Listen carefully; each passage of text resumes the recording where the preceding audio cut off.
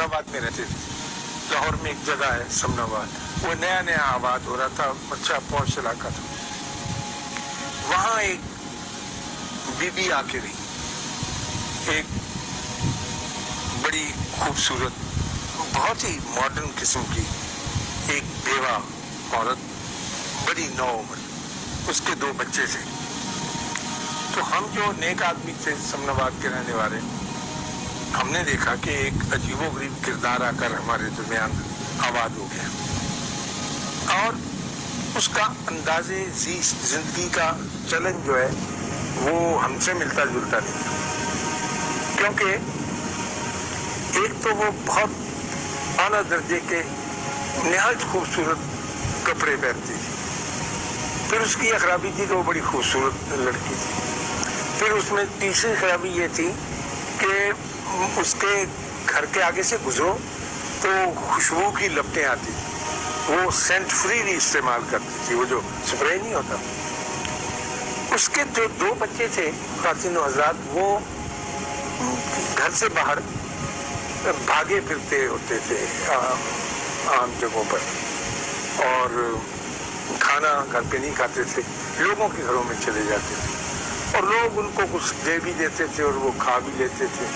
यानी घर की जिंदगी से उनकी जिंदगी कुछ कटअप थी। और ये हमने देखा कि उस खातून को कुछ अजीबोगरीब किस्म के मर्द भी मिलने आते थे। यानी उनकी गाड़ी, मसलन जो घर का अजीज़ उसकी गाड़ी का नंबर आप जान जाते हैं, उनके यहाँ मुख्तलिफ नंबर्स की गाड़ियाँ आके खड़ी होती थी। फिर एक आदमी वहाँ गया है, वो निकला, वो दूसरा। तो जाहिर है हम जैसे भले आदमी तो अब कोई अच्छा नतीजा नहीं निकाल सकते। वो उनके बारे में हम ऐसा ही रवैया था जैसा अब आपको मैं ये कहानी सुना रहा हूँ, तो आपके दिल में भी मिला माला यही ख्याल आता है कैसी हो। तो हमारे घरों में आपस में जुमे के वक़्त मस्जिद में बीचे में गोइयाँ होती थी कि ये कौन आ गया है जो हमारे इस इलाके में आकर आबाद हो गया। मज़ेदार बहुत मेहनत से तवज्जो से इस किस्म के चिमटी से गीदड़ निकालते रहते।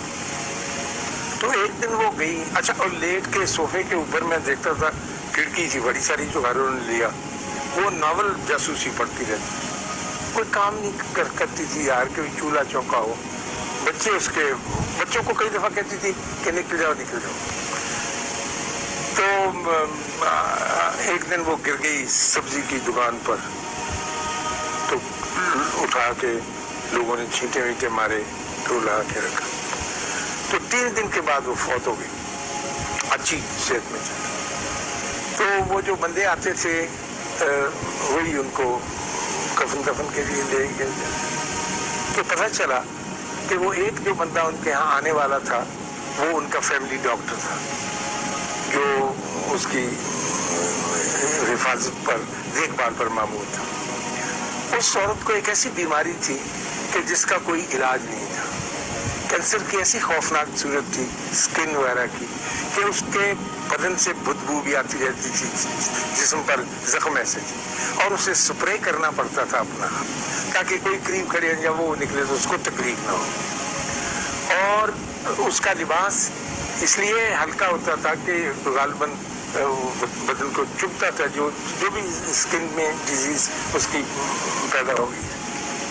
दूसरा उसके घर आने वाला उसका वकील था, जो हर दूसरे दिन आता था, जो उसकी निगहबानी करता था उसके हकूक की, और जो उसका खावंद मुकर्रर कर गया था, जो उसके पैसे ला के देने।